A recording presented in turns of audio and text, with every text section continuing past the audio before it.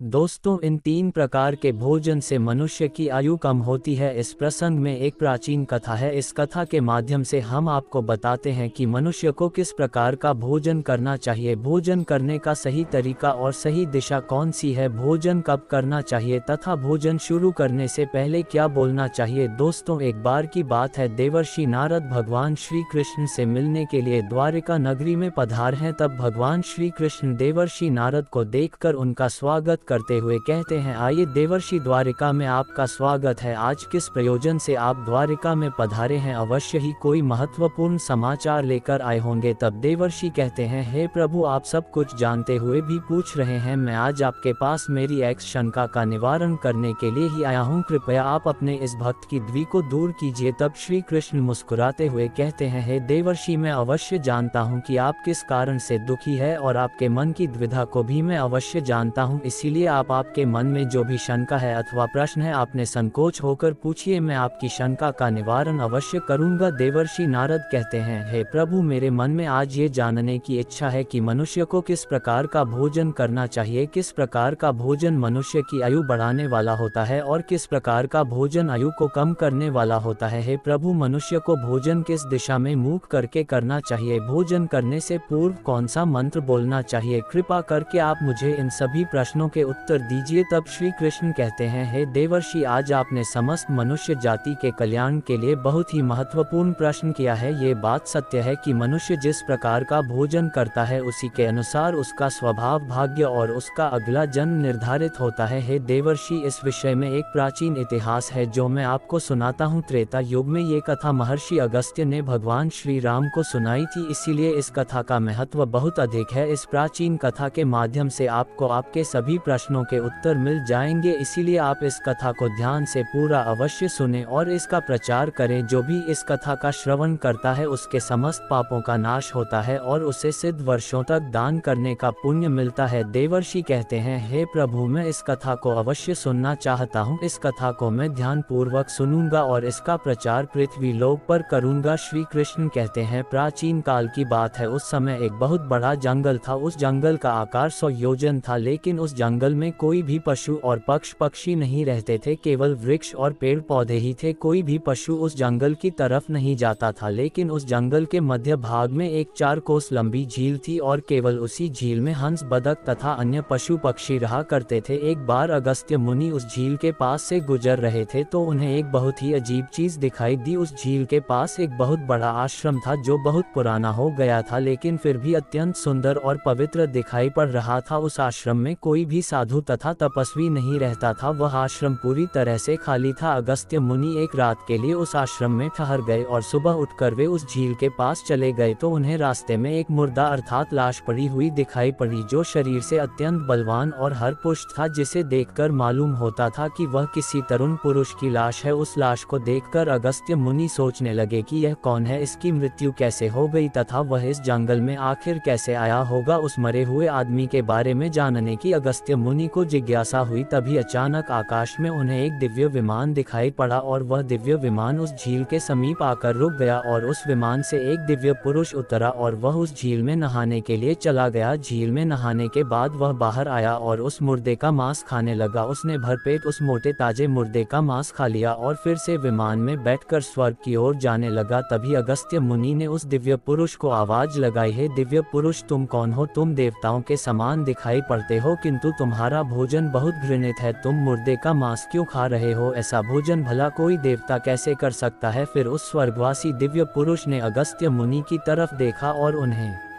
हाथ जोड़कर प्रणाम करके कहने लगा, हे विप्र, आपको प्रणाम है। मैं आपको मेरी कहानी सुनाता हूँ। पूर्व काल की बात है। विदर्भ देश में मेरे महायशस्वी पिता राज्य करते थे। वे वसुदेव के नाम से तीनों लोकों में प्रसिद्ध थे और परम धार्मिक व्यक्ति थे। उनकी 2 पत्नियां थीं। उन दोनों पत्नियों से उन्हें एक एक करके 2 पुत्र हुए। मैं उनका सबसे बड़ा बेटा था। लोग मुझे श्वेत के नाम से जानते थे और मेरे छोटे भाई का नाम सूरत था। पिताजी की मृत्यु के बाद मुझे विदर्भ देश का राजा बना दिया गया गया और मैं वहां सावधानी के साथ राज्य चलाने लगा। राज्य करते हुए मुझे कई हजार साल बीत गए। फिर एक दिन मुझे वैराग्य हुआ और मैंने राजपाट का त्याग करने का निर्णय लिया और मृत्यु पर्यंत तपस्या करने का निश्चय करके मैं जंगल में रहने के लिए चला गया। अपने राज्य को मैंने अपने छोटे भाई सूरत को सौंप दिया और उसे राजा बना दिया। फिर इस झील के पास आकर मैंने कठोरता तपस्या करना आरंभ किया। 88 हज वर्षों तक मैंने इस जंगल में तपस्या की और उसी के प्रभाव से मुझे ब्रह्मलोक की प्राप्ति हुई। लेकिन ब्रह्मलोक पहुंचने के बाद भी मुझे भूख और प्यास अधिक सताने लगी। मेरे सभी इंद्रिय तिल मिला उठे। फिर मैंने ब्रह्मलोक के सर्वश्रेष्ठ देवता ब्रह्मा जी से पूछा, हे भगवान, मैंने तो सुना है कि ब्रह्मलोक में किसी भी प्राणी को भूख और प्यास नहीं लगती है, फिर मुझे भूख और प्यास क्यों लग रही है? यह मेरा पीछा क्यों नहीं छोड़ रही है? कृपया आप मुझे बताइए कि मैं किस चीज का सेवन करूं? फिर ब्रह्मदेव ने कहा, हे राजन, पृथ्वी पर दान धर्म करने पर ही व्यक्ति इस लोक में भूख प्यास से मुक्त हो जाता है, लेकिन तुमने अपने जीवन काल में कभी दान नहीं किया, किसी भिखमंगा को भीख तक नहीं दी, तुमने राजमहल में रहकर भी द्वार पर आए अतिथियों को भोजन नहीं दिया, तुमने सदैव ही उच्च भोजन किया है, बिना स्नान किए ही तुम भोजन किया करते थे, भोजन शुरू करने से पहले तुमने ईश्वर का धन्यवाद नहीं किया, स्वादिष्ट भोजन को दूसरों को दिए बिना ही तुमने उसे ग्रहण कर लिए, इसी कारण से तुम्हें ये पाप लगा है, इसीलिए तुम्हें ब्रह्मलोक में भी भूख और प्यास का कष्ट उठाना पड़ रहा है। जीवित रहते हुए तुमने अनेक प्रकार के आहार का अकेले ही सेवन किया है, अनेक प्रकार के पकवान तुमने अकेले ही खाए हैं, दूसरों को नहीं दिए हैं, जिससे तुम्हारा शरीर तो बलवान बन गया किंतु तुम्हारा पुण्य क्षीण हो गया। अब तुम्हारे लिए एक ही उपाय है, उस झील के पास तुम्हारा शरीर पड़ा हुआ है, तुम उसी का मांस खाकर अपनी भूख मिटाओ। ब्रह्मा जी द्वारा इस प्रकार से कहने पर राजा ने कहा, है प्रभु, अपने शरीर का भक्षण कर लेने के पश्चात मेरा क्या होगा? उसके बाद मैं क्या खाऊंगा? मेरे खाने के लिए कुछ भी शेष नहीं रहेगा। कृपया कुछ ऐसा भोजन बताए जिसका भक्षण कर लेने पर भूख मिट जाए और जो कभी खत्म ना हो। तब ब्रह्मदेव कहते हैं, हे राजन, तुम्हारा शरीर ही मैंने अक्षय बना दिया है, उसे तुम रोज खाओगे, फिर भी यह समाप्त नहीं होगा, वह दूसरे दिन फिर से ताज़ा हो जाएगा, इस मृत शरीर के अंग फिर से उगाएंगे और उन्हें तुम फिर खा सकोगे, और जब तुम अपने शरीर का मांस खाते हुए 100 वर्ष बीत जाएंगे, उसके बाद तुम्हारे इसी जंगल में एक दिन महर्षि अगस्त्य पधारेंगे और उन्हीं के द्वारा तुम इस पाप से मुक्ति पा सकोगे। इस प्रकार से राजा ने सारी हकी महर्षि अगस्त्य को बता दी और कहने लगे, हे विप्र, मेरा शरीर कभी नष्ट नहीं होता है और मैं रोज आकर अपने शरीर का मांस खाता हूँ, ना जाने कब मुनि अगस्त्य यहाँ पर पधारेंगे और मुझे इस कष्ट से मुक्ति दिलाएंगे। ऐसा सोचते हुए मुझे 100 वर्ष बीत चुके हैं और मैं आज भी उनकी राह देख रहा हूँ। राजा श्वेत का इस प्रकार से कथन सुनकर महर्षि अगस्त्य बोले, अच्छा, तो तुम्हारे सौभाग्य से मैं यहाँ पर आया हूँ, मैं ही मुनि अगस्त्य हूँ, और बोलो मैं तुम्हारी किस प्रकार से सहायता कर सकता हूँ? तब राजा अत्यंत प्रसन्न हुए और जमीन पर लेटकर महर्षि अगस्त्य के चरणों को वंदन करने लगे। राजा श्वेत बोले, हे मुनि, कृपया आप मुझे इस घृणित आहार से मुक्त कीजिए तथा जिस पाप के कारण मुझे ये प्राप्त हुआ है उस पाप से भी मुझे मुक्त कीजिए, जिससे मुझे अक्षय लोक की प्राप्ति हो सके। हे ऋषि, मैं आपको ये दिव्य आभूषण भेंट करता हूँ, कृपया आप मुझ पर कृपा करें। राजा की दुख भरी बातें सुनकर मुनि को उन पर दया आ गई। जैसे ही राजा ने वह दिव्य आभूषण महर्षि अगस्त्य के हाथ पर रखा, उसी समय उनका मृत शरीर अदृश्य हो गया और वे उस पाप से मुक्त हो गए। और फिर महर्षि अगस्त्य से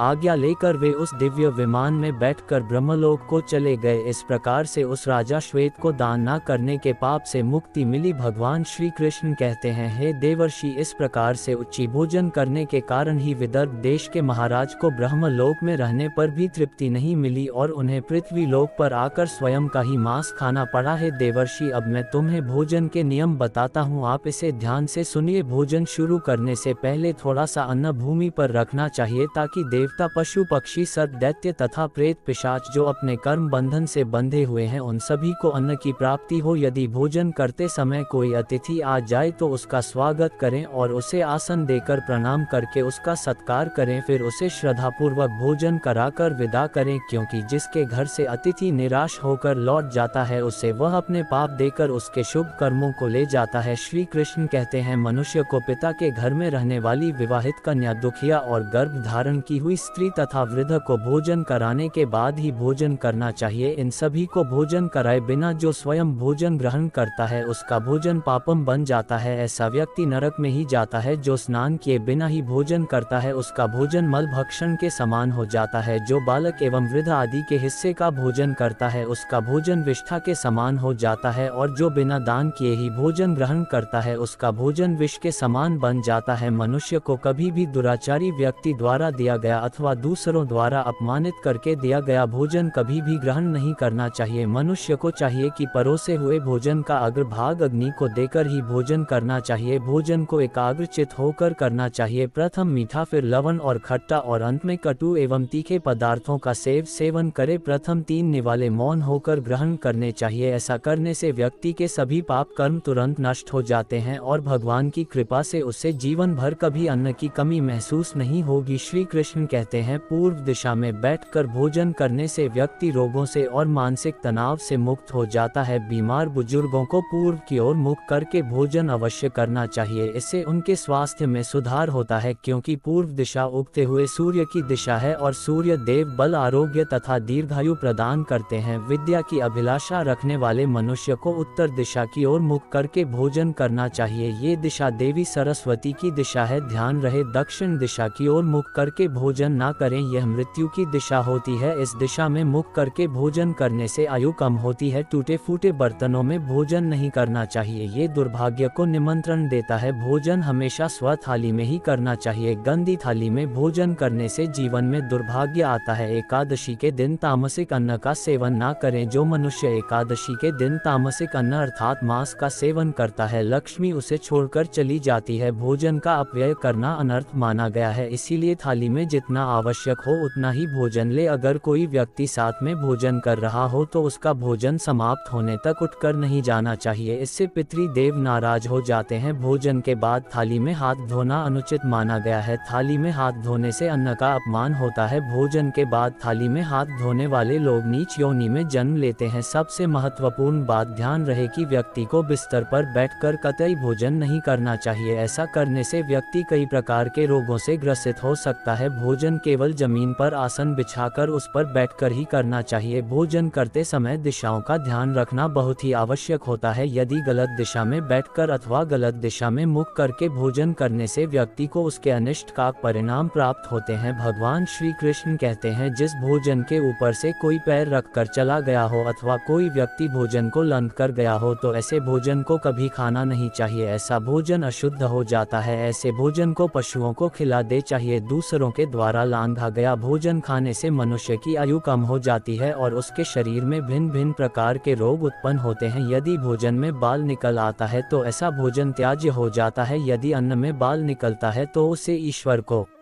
कभी प्रसाद के रूप में नहीं चढ़ाना चाहिए और ना ही स्वयं खाना चाहिए। ऐसा भोजन प्रेतों को प्राप्त हो जाता है। श्री कृष्ण कहते हैं, मनुष्य को दूसरों के लिए परोसा हुआ भोजन भी नहीं खाना चाहिए। जो मनुष्य दूसरों का भोजन छीन के खाता है अथवा किसी को बिना दिए ही स्वयं उस अन्न का उपभोग करता है, उससे देवी अन्नपूर्णा रुष्ट हो जाती है। भोजन सभी में बांटकर खाना चाहिए। दूसरों के हिस्से का भोजन करने से मनुष्य के पुण्य कर्म नष्ट हो जाते हैं। पवित्र आसन पर बैठकर अपने पैरों को भूमि पर रखकर पूर्व की ओर सूर्याभिमुख होकर अन्न ग्रहण करना ही सर्वोत्तम माना गया है। पूर्वामुख होकर भोजन करने से यश की प्राप्ति होती है और उत्तर की ओर मुख करके भोजन करने से सत्य की प्राप्ति होती है। दोनों हाथ, दोनों पैर तथा मुख को पानी से धोकर ही भोजन करना चाहिए। भोजन के पात्र को भूमि पर रखकर अन्न ग्रहण करना ही सर्वश्रेष्ठ माना गया है। शास्त्रों में इस प्रकार के भोजन को उपवास के समान बताया गया है। मनुष्य को क्रोध रहित होकर भोजन करना चाहिए। क्रोध की अवस्था में भोजन करने से भोजन का अपमान होता है और कई व्याधियां उत्पन्न होती है। यदि चित्त कहीं और हो तब भी भोजन नहीं करना चाहिए और गुस्से से भरे मन से भी भोजन करना अशुभ होता है। जो जूते पहनकर भोजन करता है, इस प्रकार के भोजन को आसुरी भोजन कहा गया है। ठीक मध्यरात्रि में ठीक मध्याह्न होने पर भी भोजन करना अशुभ माना गया है। यदि पेट खराब हो तब भी भोजन नहीं करना चाहिए। गीले वस्त्र पहन करके भी भोजन करना अशुभ होता है। दूसरों के लिए परोसा गया भोजन भी कभी नहीं करना चाहिए। चाहिए। सोते हुए खड़े होकर टूटे फूटे पात्र में भूमि पर रखकर अथवा हाथ पर रखकर भोजन ग्रहण करने से दरिद्रता आती है। भोजन करते समय वेदों का उच्चारण नहीं करना चाहिए। शास्त्रों के अनुसार स्त्री को पति के भोजन के बाद ही भोजन कर लेना चाहिए। यदि पति घर से दूर हो तो पति को ध्यान करके भोजन ग्रहण करना चाहिए। इससे पति की आयु लंबी होती है और स्त्री सदा सुहागिन रहती है। पति से पहले भोजन करना शास्त्रों में शुभ माना नहीं गया है, इससे पति की आयु कम हो जाती है। इसके साथ ही विष्णु पुराण के अनुसार पति और पत्नी को एक साथ बैठकर भोजन नहीं करना चाहिए। ऐसा करने से दोनों में क्लेश और विवाद होता है। अंधकार में अथवा आकाश के नीचे बैठकर भोजन नहीं करना चाहिए। भोजन करते समय सिर पर छत अथवा वृक्ष की छाया अवश्य होनी चाहिए। केवल एक वस्त्र पहनकर भी भोजन करना अनुचित होता है अथवा नग्न अवस्था में भोजन ग्रहण करना अशुभ होता है। इससे जीवन में दुर्भाग्य आता है। सवारी पर बैठकर अर्थात किसी वाहन में बैठकर भी भोजन ग्रहण करना अनुचित होता है। साथ ही शैया पर बैठकर भोजन करने से व्यक्ति की आयु कम हो जाती है। हंसते हुए अथवा रोते हुए भोजन करना अनिष्ट कारक होता है। इससे गले में अन्न फंसकर प्राण जाने का भी खतरा बना रहता है। तो दोस्तों, इस प्रकार से भगवान श्री कृष्ण ने देवर्षि नारद को भोजन करने का महत्व बताया है। आपको ये कथा कैसी लगी कमेंट करके अवश्य बताएं। जानकारी अच्छी लगी तो वीडियो को लाइक जरूर करें और कमेंट में जय श्री कृष्ण अवश्य लिखें। साथ ही चैनल को सब्सक्राइब करें। आप सभी का धन्यवाद।